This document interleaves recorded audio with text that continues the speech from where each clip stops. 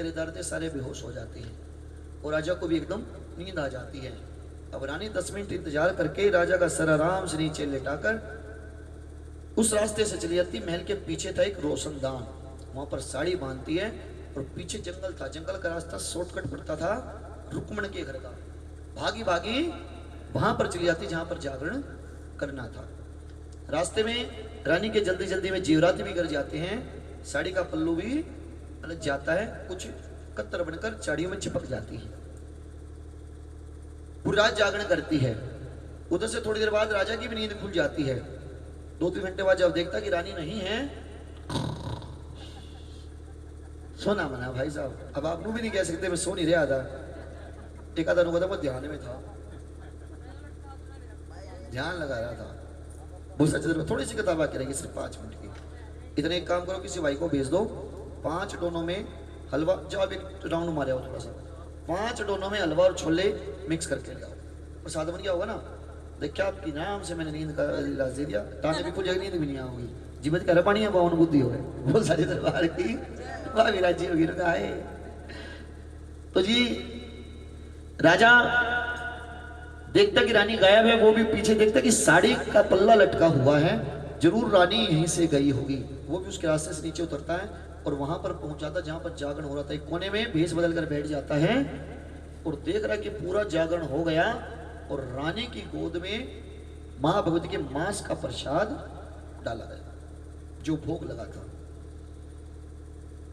जैसे ही रानी आगे आती है, राजा कहता है रानी सबसे बड़ी गलती तो तेरी ये कि तूने नीचों के घर पे आकर जागरण किया। दूसरी गलती ये कि तूने अपनी झोली में मांस का प्रसाद लिया है।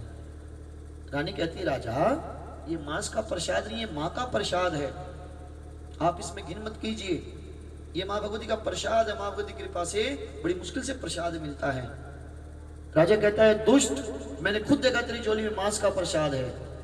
रानी नहीं मानती तो राजा झपट्टा मारता। जैसे ही झपट्टा मारता है भाई साहब, वो सारा प्रसाद नीचे जमीन पर गिर जाता है और पंचमेवा में बदल जाता। बोलो साचे दरबार की।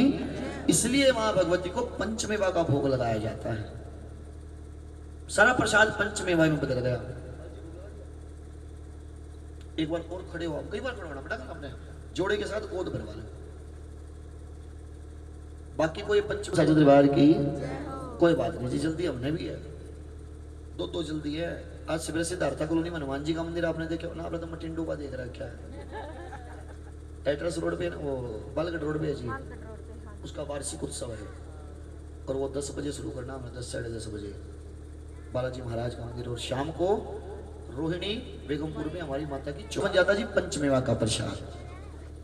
राजा देखता कि रानी के अंदर शक्ति है, बोला रानी तू जादूगरनी है, मैंने खुद अपनी आंखों से मांस का प्रसाद डलते हुए देखा था, तूने उसको पंचमेवा के प्रसाद में बदल दिया। बोला माँ का प्रसाद है ये माँ ने ही बदला है ताकि आगे कलयुग के अंदर कोई मांस का भोग ना लगाए और पंचमेवा का भोग मंजूर हो जाए। बोल साचे दरबार की।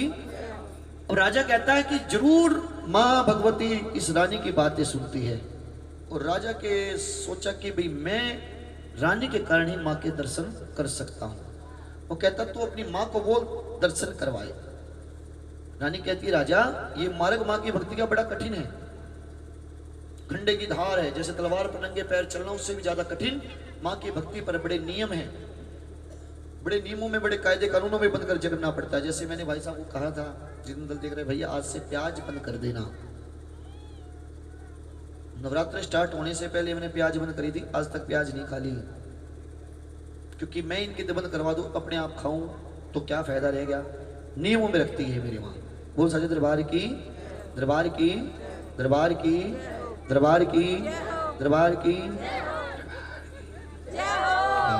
बड़े अच्छे बच्चे। बोल साचे दरबार की। तो जी बात आ जाती है माँ भगवती की। राजा के सर पर भूत सवार था दर्शन का। बोला मैं सब कुछ करने के लिए, तू रानी बोल क्या करना है। बोले तू भक्ति के दर्शन करना चाहता भगवती के तो एक काम कर, अपने इकलौते बेटे रोहित के टुकड़े टुकड़े कर और उसका प्रसाद पकाने के लिए रख दे। जो तू कह रहा है कि तेरी गोद में मांस का प्रसाद था तो उसी का भोग लगवाऊंगी मैं तेरे हाथों से। राजा कहता एक घर तो डायन भी छोड़ देती है तो अपने इकलौते बेटे को मरवाने के लिए कह रही है। वो कहती माँ के दर्शन करें तो राजा जल्दी कर, समय बीतता चले तो माँ दर्शन नहीं देगी। माँ ले रही थी परीक्षा। राजा के सर पर भूत सवार था दर्शन का। राजा अपने सोते हुए बेटे के टुकड़े टुकड़े करता है और एक कढ़ाई में प्रसाद पकने के लिए रख देता है। जैसे ही आता है, बोल अपनी माँ को दर्शन करने, बोला रुक, तुझे अपने बेटे से भी ज्यादा प्यारा था तेरा घोड़ा, अपने घोड़े के भी टुकड़े कर और दूसरे कढ़ाई में पकने के लिए रख दे। राजा ऐसे ही करता, घोड़े के टुकड़े करता है और कढ़ाई में पकने के लिए रख देता है। रानी माँ भगवती से प्रार्थना करती है, माँ दर्शन दो, राजा तेरी सारी शर्तें मंजूर कर लिए। उसी वक्त माँ भगवती दर्शन दे देती है, प्रकट हो जाती है। बोल साचे दरबार की, बोल खुले खुले दर्शन देने वाली माता तेरी। माँ भगवती प्रकट हो जाती है, बोलती बोल राजा क्या चाहता है। राजा कहता है, माँ बेटा मेरा चला गया, घोड़ा मेरा चला गया, राजकाज मेरे पास है, तेरे जैसी तेरी भगतनी मेरे पास पत्नी के रूप में है, मुझे और कुछ नहीं चाहिए। बोले किसने कहा तेरा बेटा चला गया। राजा किसने कहा तेरा बेटा गया, किसने कहा घोड़ा गया। कहता माँ मैंने अपने हाथों से अपने बेटे के टुकड़े किए हैं। बोले आवाज लगा अपने बेटे को। जैसे आवाज लगा, बेटा रोहित। बेटा दौड़ा दौड़ा आता और माँ की गोद में बैठ जाता है। कहता मैं ये कैसे हुआ, ये हुआ कैसे, मैंने खुद अपने टुकड़े किए थे और मैंने मांस कढ़ाई में पकने के लिए रखा है। बोले जा देख करा। जैसे ही उघाड़ता है, जिस कढ़ाई में मांस के बेटे के टुकड़े थे वो हलवे में बदल जाता है। बोले साचे दरबार की। इसलिए मां भगवती को हलवे का भोग लगाया जाता है। कहते मां मैंने अपने घोड़े के भी टुकड़े किए थे, लेकिन मुझे लग रहा है कि अस्तबल में उसकी आवाज आ रही है। जैसे राजा देख कर आता है तो अस्तबल में उसका घोड़ा बंधा हुआ पाता है। कहता मां मैंने घोड़े के टुकड़े करके प्रसाद पकने के लिए रखा था। घोड़े की खुराक क्या होती है जी, चने।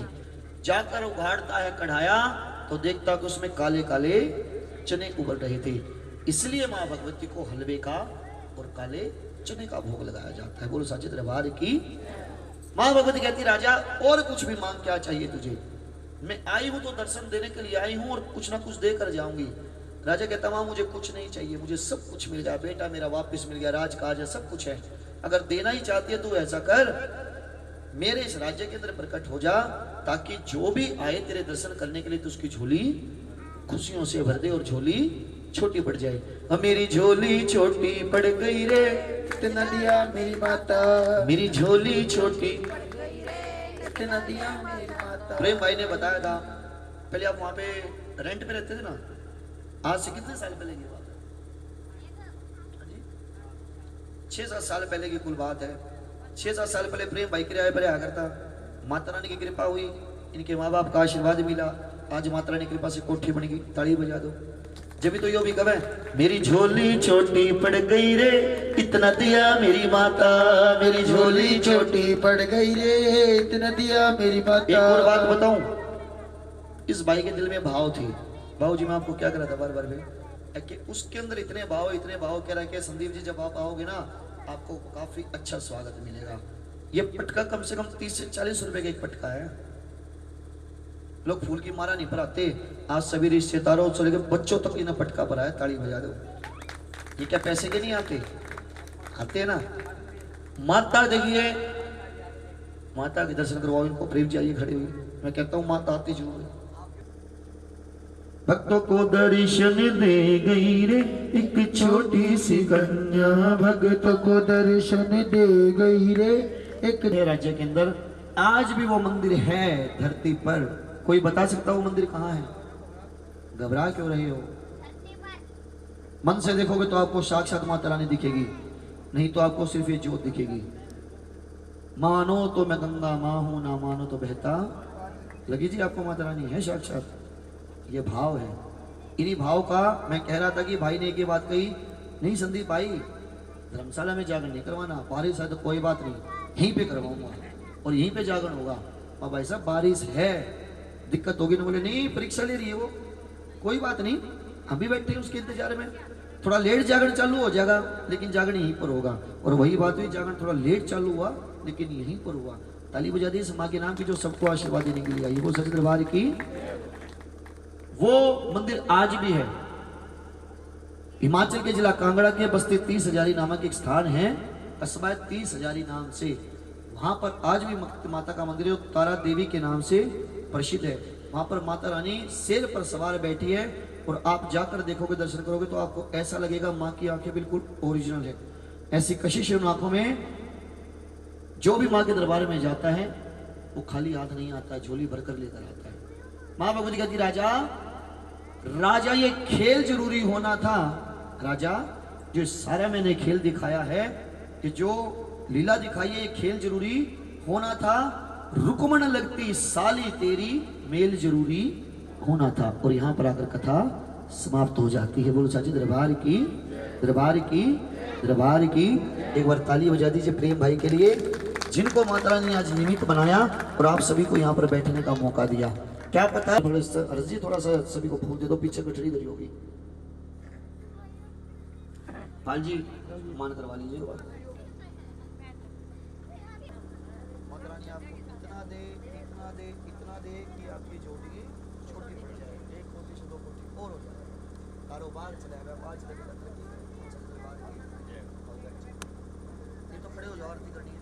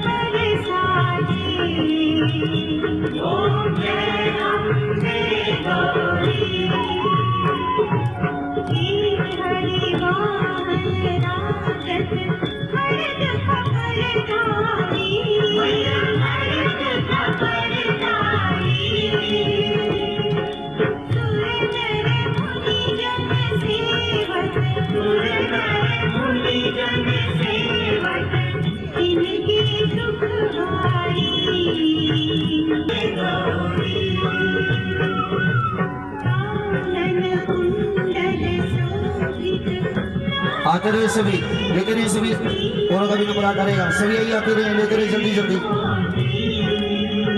और जल्दी जल्दी आरती करके पीछे हटते रहे ताकि औरों का भी नंबर आ जाए। जब तक आप यहाँ पर 9 कन्या और 2 लड़के, कन्या पूजन होगा, 9 कन्या और 2 लड़के बैठा लीजिए साइड में। यीशु मैं बिलारी मैं सासुर घाटी,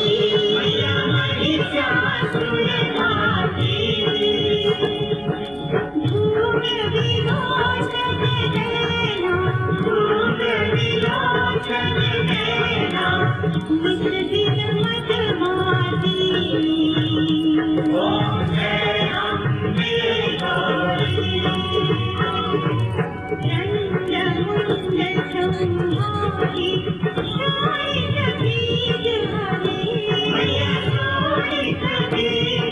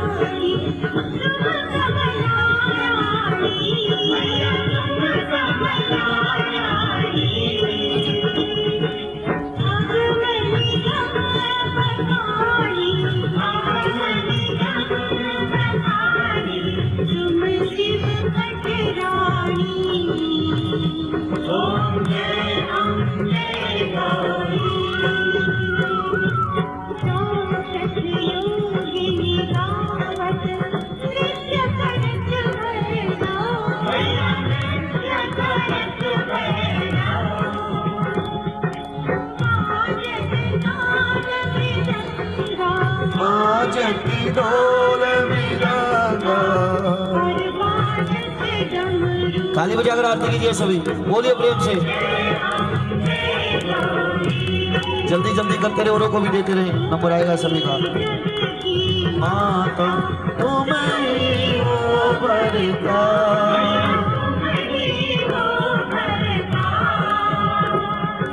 मातन की दुख हरता, सुख संपत्ति करता। गोरी कर दिया ने वो ही काम, समझाने के बाद भी। हरे मुद्राधारी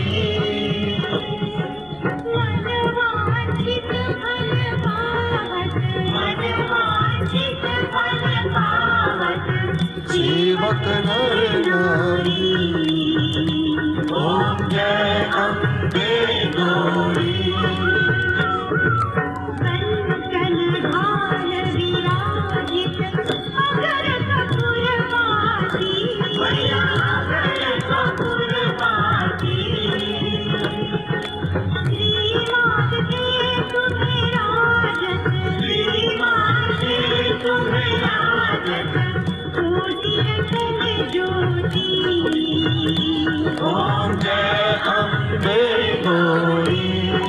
ताली बजाकर आइए, जल्दी जल्दी करते रहे, पीछे हटते रहे। जिसने आरती कर दी पीछे हटते रहिए, और भी नंबर आएगा। नरेगा वे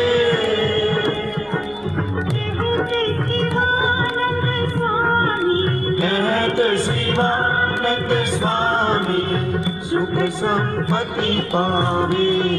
कोई बात नहीं। ओम जय क्लॉकवाइज सीधी पार्टी का संगीत डाल दीजिए इसमें। मैया जय श्यामा गौरी, तुम्हें को इस दिन ध्यावत, मैया जी को सदाई मनावत, हरि ब्रह्म शिवरी। ओम जय अम्बे गौरी, ताली बजाकर जय अम्बे गौरी।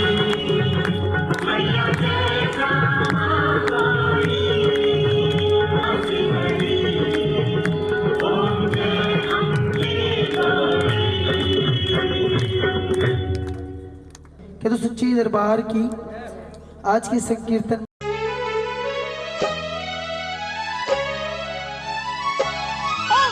जागो जागो शेरों वाली, जागो मेहरा वाली, सवेरा हो गया है, सवेरा हो गया है। उठ रही सूरज की लाली, जागो जोतों वाली, सवेरा हो गया है, सवेरा हो गया है। जागो जागो शेरों वाली, जागो मेहरा वाली, सवेरा हो गया है, सवेरा हो गया है।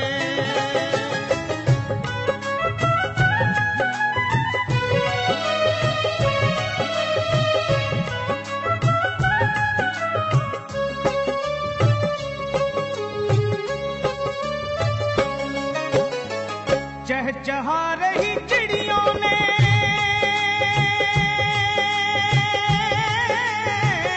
छोड़ा माँ अपना बसेरा है।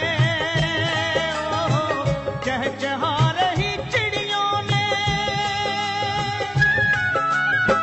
चहचहा रही चिड़ियों ने, छोड़ा माँ अपना बसेरा है।